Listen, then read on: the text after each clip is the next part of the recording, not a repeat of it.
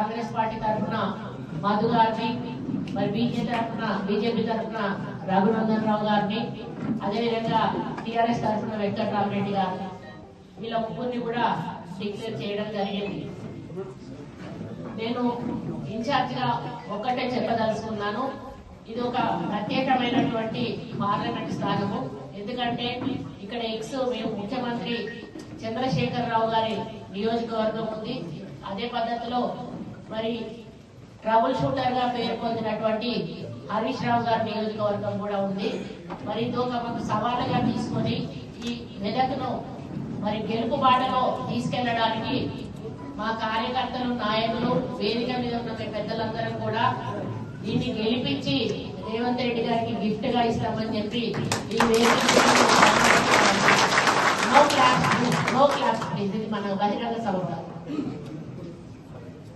ఎందుకంటే గత 9.5 సంవత్సరాల కాలంలో ఏవైనా అవినీతి అక్రమాలు బీజేపీ ప్రభుత్వ పరిపాలన కూడా చూసాం. తెలంగాణలో ₹1 అభివృద్ధి కూడా చేసినటువంటి పాపాన మోడీ పోలేదు. ఇదే రఘునందన్ రావు మరి బీజేపీ ఎమ్మెల్యేగా దుబ్బాక నుంచి గెలిచినప్పుడు ఎన్ని హామీలు ఇచ్చాడో అందరికీ కూడా తెలుసు. మరి అప్పుడు ఒక్కటైనా కూడా హామీ నెరవేర్చుకున్నాడా? దుబ్బాక ప్రజలు ఆలోచించాలి, మీ పక్కన ఉన్న నియోజకవర్గాల ప్రజలకు కూడా చెప్పాలి అని చెప్తా ఉన్నాను. ఇంకా వెంకటరామరెడ్డి గురించి మనం చెప్పాల్సిన అవసరం లేదు. ఒక ఐఏఎస్ ఆఫీసర్, ఒక ముఖ్యమంత్రి బిడ్డ కూర్చుంటే కాళ్ళు మొక్కి పబ్లిక్ గా, ఈ రోజు కాళ్ళు మొక్కి ఎమ్మెల్సీగా, ఈ రోజు మళ్ళీ ఎంపీగా నిలబడుతున్న అతని వ్యక్తిత్వాన్ని ఒకసారి ఆలోచించాలి.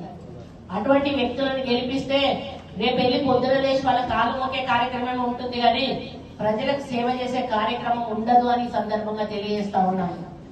కాబట్టి మధు గారు ప్రజల్లో ఉండేటువంటి వ్యక్తి. మొన్న ఆయన ఒకటే మాట చెప్పాడు, నేను ఆ పార్టీ నుంచి కాకుండా ఇండిపెండెంట్ గా నిలబడితే ఇంకా ఎక్కువ ఓట్లు వచ్చు అని చెప్పి. అంటే ఆయనకు కూకటి వేళ్ళ లాంటి వాళ్ళు. మీరు వేళ్ళు గట్టిగా ఉంటేనే చెట్టు గట్టిగా ఉంటుంది. మేము కొమ్మలు లాంటి వాళ్ళు, కాబట్టి కాంగ్రెస్ పార్టీ చెట్టు లాంటిది. మీరు కూకటి వేళ్ళ లాంటి వాళ్ళు. మీరు గట్టిగా ఉన్నప్పుడే పార్టీ గట్టిగా ఉంటుంది, మేము గట్టిగా ఉంటాం. కాబట్టి మీరందరూ కూడా గట్టిగా పనిచేయాలని చెప్పి రిక్వెస్ట్ చేస్తా ఉన్నాను. ఇకపోతే ఈ రోజు ముఖ్యమంత్రి గారి ముందు మేము మాట్లాడినప్పుడు వారు రేపు ఎల్లుండి 6వ తేదీన జరిగేటువంటి రాహుల్ గాంధీ గారి తుక్కుగూడ మీటింగ్ ఏదైతే కేంద్ర ప్రభుత్వం అధికారంలోకి వస్తే మేనిఫెస్టో ఏదైతే ప్రవేశపెట్టబోతుందో దాన్ని మన తెలంగాణను కేంద్రంగా తీసుకొని ప్రవేశపెట్టడం నిజంగా గర్వకారణం. ఆ తుక్కుగూడ కార్యక్రమంలో మరి ఏ విధంగా, మరి ఏ నియోజకవర్గాల నుంచి ఎంతమందితో మరి సభకు తరలించాలనే విషయం మీద కూడా వారు ఆదేశించడం జరిగింది. మీతో మాట్లాడిన తర్వాత మేము ఆ కార్యక్రమం కూడా మీటింగ్ పెట్టుకొని డిస్కస్ చేసుకోవడం జరుగుతుంది. దాని తర్వాత నియోజకవర్గ కమిటీలు కానీ, మండల కమిటీలు కానీ, బూత్ కమిటీలు కానీ ఇవన్నీ కూడా ఆర్గనైజ్ చేసుకొని మరి ఏ విధంగా సోషల్ మీడియా ద్వారా మన ప్రచార కార్యక్రమం నిర్వహించాలి. మాకు వార్ రూమ్ అనేది ఒకటి ఏఐసిసిలో ఉంటుంది, అక్కడ నుంచి ప్రతి ఒక్కరికి కూడా ఫోన్స్ వస్తూ ఉంటాయి. అటువంటి ఆర్గనైజేషన్, ఎందుకంటే మనం ఎదుటోళ్ళకి అవకాశం ఇవ్వద్దు అంటే ఎవరు వస్తే వాళ్ళని చేర్చుకోవాల్సిన బాధ్యత మన మీద ఉంది. ఆయన నన్ను తిట్టిండు, ఈయన నన్ను అన్నాడు అనేటువంటి మాటలు ఇక్కడ మనకు పనికిరావు.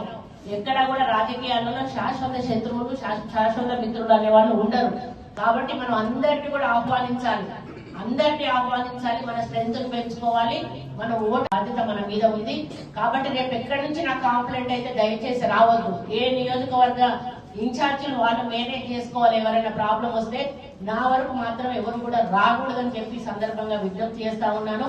మనం అందరం కూడా కలిసికట్టుగా వెళ్ళినప్పుడే, నలుగురిని కలుపుకున్నప్పుడే మనకందరికీ కూడా, మా అందరికీ కూడా రేపు మెజారిటీ వచ్చే అవకాశం ఉంటుందని ఈ సందర్భంగా తెలియజేస్తూ, మరి తప్పకుండా మేము మెదక్ పార్లమెంటు నుంచి మధుని మెజారిటీను గెలిపిస్తాము. మరి ఇది ఒక ప్రత్యేకమైన నియోజకవర్గము. ఈ నియోజకవర్గాన్ని మరి గెలిపించి సీఎం రేవంత్ రెడ్డి గారికి గిఫ్ట్ గా ఇచ్చే బాధ్యత మేమందరం కూడా తీసుకుంటున్నాం. ఈ వేదిక మీద నుంచి నాయకులం, కార్యకర్తలం అని తెలియజేసుకుంటూ, మరి మళ్ళీ ఫ్రీక్వెంట్ గా మీతో మీటింగ్స్ పెడతానే ఉంటాము. పెట్టినప్పుడు ఇంకా విషయాలన్నీ కూడా షేర్ చేసుకుంటానే ఉంటాము. ఇప్పటి వరకు జరిగిన విషయాలు ఏవైతే ఉన్నాయో మీ దృష్టికి తీసుకొచ్చాను. మళ్ళీ తర్వాత కార్యక్రమాలు ఏమున్నా కూడా మీకు క్యాండిడేట్ ద్వారా మీకు ఇన్ఫర్మేషన్ వస్తుంది. మేము ప్రెస్ మీట్లలో పాల్గొంటానే ఉంటాము. కాబట్టి మీ అందరి సహకారం, ఎందుకంటే ప్రెస్ వాళ్ళకు ఈ గత ప్రభుత్వంలో ఏం న్యాయం జరగలేదు. రాజశేఖర రెడ్డి గారు ఉన్నప్పుడు జరిగింది. తర్వాత మీకు 100 మాటలు చెప్పిండు కానీ మరి ఇంతకు ఆయన గజ్వేల్ కాన్స్టిట్యున్సీలో ప్రెస్ వాళ్ళకన్నా ఏమన్నా ఇల్లు ఇచ్చిండో ఏదో నాకైతే తెలియదు. మొత్తం డబుల్ బెడ్రూమ్ ఇల్లు ఇస్తా అన్నాడు. కాబట్టి మీరు అప్పుడు కనీసం వార్తలు రాసేటువంటి స్వతంత్రత కూడా మీకు లేదు. ఈ రోజు మేము రేవంత్ రెడ్డి గారు ఒకటే మాట చెప్తాను, రాయాలి. మీరు రాస్తేనే మాకు తెలుస్తుంది మా లోపం ఏంటి, మా అడ్మినిస్ట్రేషన్ లో ఏ లోపం ఉంది.